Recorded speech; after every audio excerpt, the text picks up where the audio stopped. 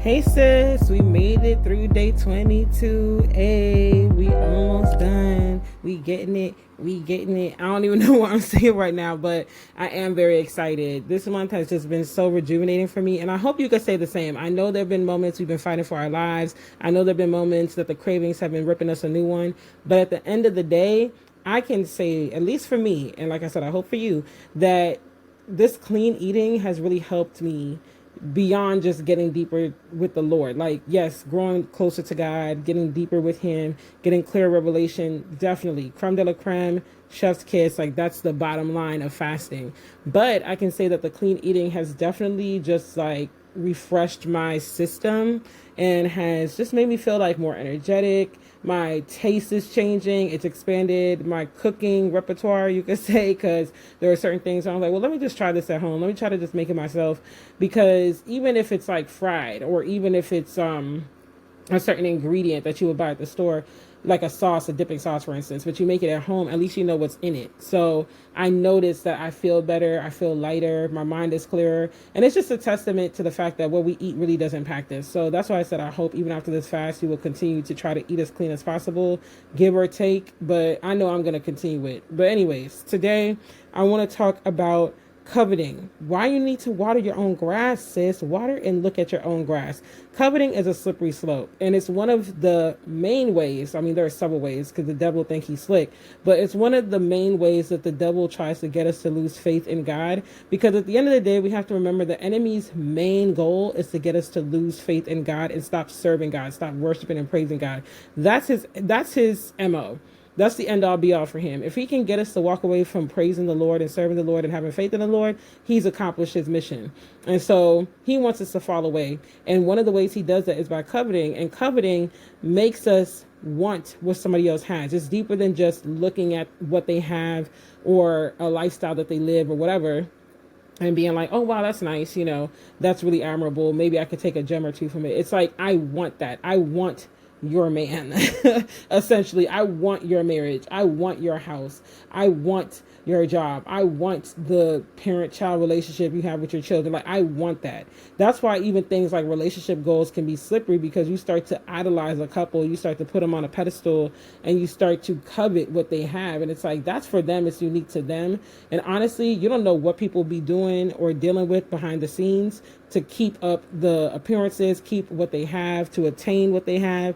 My parents always told me that growing up. They're like, you don't know what people did or are continuing to do, or what they tolerated or are continuing to tolerate to have what they have. And honestly, if you knew, if you could be a fly on the wall in their lives, you'd probably be like, this is not all it's cracked up to be. Or you'd be like, oh, I'm not going to tolerate that, or I'm not going to do X, Y, Z. So we have to stay true to ourselves, and we have to remember that even still, even if someone has something that you desire, God is still good in your life. He's still present in your life. But when we start coveting, we start to diminish God's presence, diminish God's blessings in our lives. And we start to, basically, it's like we're telling him, like, yeah, like, this isn't enough. I need that. I need exactly what I see over there. And so we have to be careful, because at the end of the day, if you pay attention to your grass, you pay attention and you focus in on what God has blessed you with, you can have a life that you genuinely love, because that's what God has given to you. God assigned you to those children. Like, he put those children in your womb. You made a decision to be with your spouse. Now, I'm not going to say God necessarily led you to your spouse, because sometimes people be in marriages that God ain't have no parts in. But, you know, no shade, no tea. I'm just saying. But either way, you chose your spouse, and God is keeping y'all so he can continue to keep y'all and improve the marriage if you are both seeking the Lord. And if for right now, you know, heaven forbid, you're the only one that's like really a believer, then you can intercede for your spouse. God can turn it around. Ultimately, you have to seek his face on that. But my point is, God is keeping you, and in some instances, he has placed you in these situations for a reason, because he knew that you were supposed to be there. So you're coveting somebody else's job, for instance, and you're like, oh man, I want to work there. I want to be in this company. I want to have that kind of status. Woo, woo, woo. But God has you at your job because you're supposed to change how that job functions and make their systems more efficient. And that's the thing, like, you evangelizing or showing how God showing like a glimpse of God in the workplace isn't always overt, like as far as you quoting scriptures and stuff. It might just very well be how you are as an employee. Are you a pleasant employee?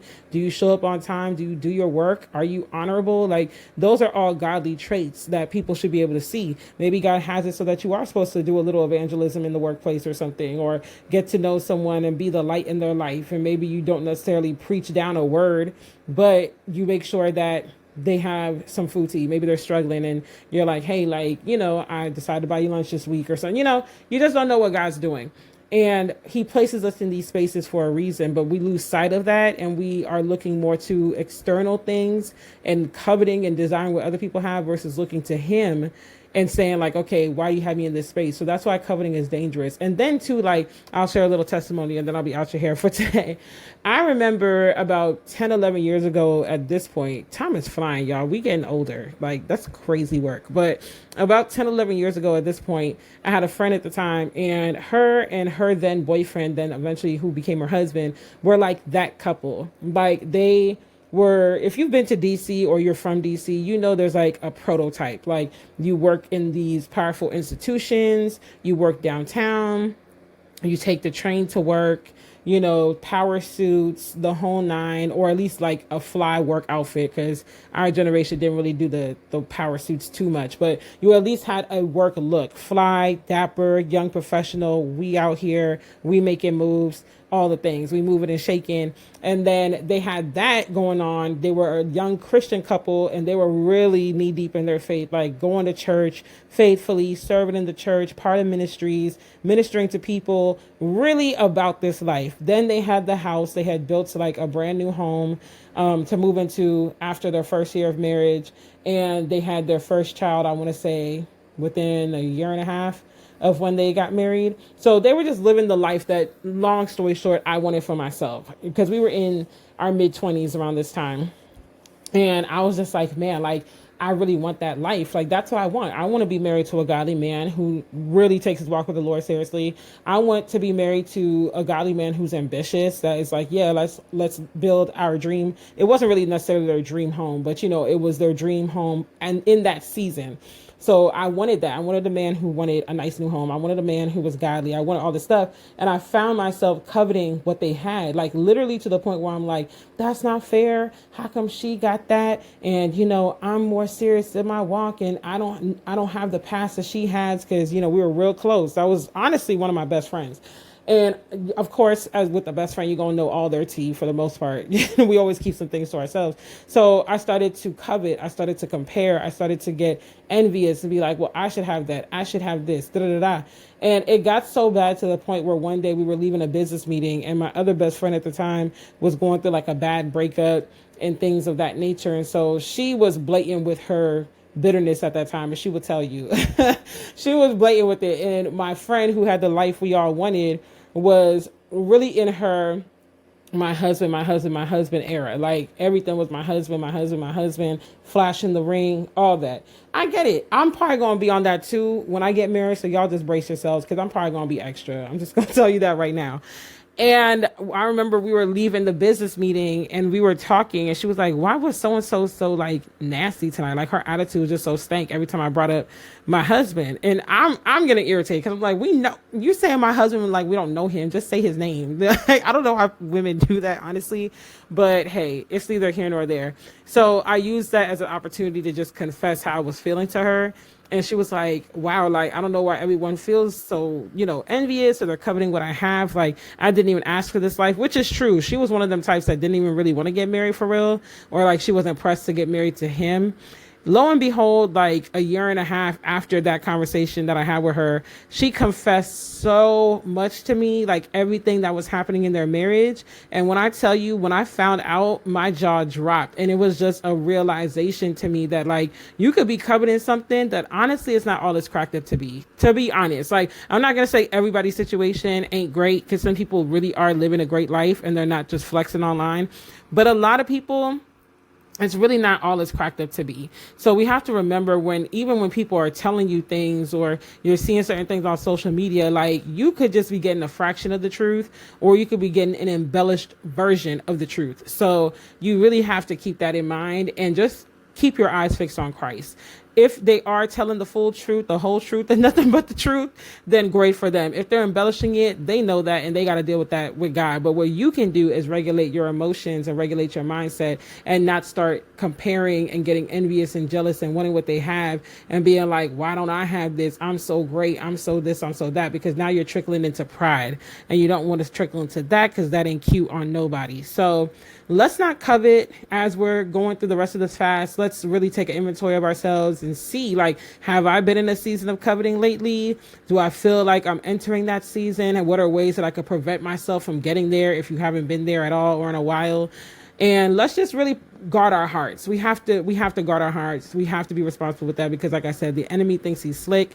So it's better when you are proactive and you take inventory of these things and you have like measures in place before it even gets to that point. And I would also say a practice that I like to do in my life is when I feel feelings like that rising up, whether it's coveting, whether it's envy, jealousy, whatever, bitterness, I like to confess that to the person who I feel like it might have triggered from or stemmed from. And it's not necessarily that they did anything, but maybe just being in proximity to a situation rose these feelings up within me, and the enemy is trying to create a stronghold. So I confess it to that person so it doesn't have a chance to fester, because when you let it fester, you create a narrative in your mind, you get far gone with it, and it can really, really go left. So I would encourage you as well to bring those feelings to that person or to, surface whenever you have the opportunity to, so the enemy doesn't create a stronghold in your life. But that's all I have for today. I will talk to you for day 23. Thank you for tuning into this week's episode of For My Sisters Rondelle podcast. Don't forget to keep the conversation going and use the hashtag #ForMySistersPod on social media so I can see you and show you some love. If there are any topics you'd like me to discuss on the podcast, be sure to email formysisterspodcast@gmail.com. I'll see you on the next episode. Love you. Bye.